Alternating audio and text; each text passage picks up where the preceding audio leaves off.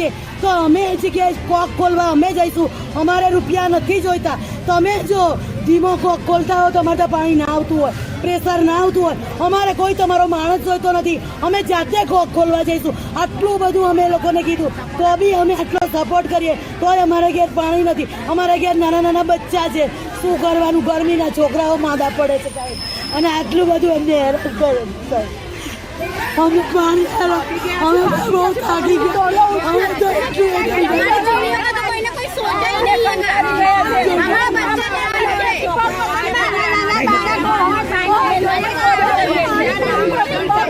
છે 3 વર્ષથી સાહેબ આવીને અમને એમ કે છે ટાંકી બને છે, ટાંકી બને છે, ટાંકી બની જશે એટલે પાણી આવશે। એ વાતને 3 વર્ષથી, વર્ષમાં તો બ્રિજો ઊભા થઈ જશે, તો 3 વર્ષે ટાંકી પાણીની ઊભી ના થઈ, અને તો બી અમને પાણી નહીં આવતું। પાણી આવે તો પહેલાં એટલું ડોળું પાણી, એટલું ગટરનું પાણી કે એનાથી રોગચાળો, અમને પાણી ના ભરી શકે।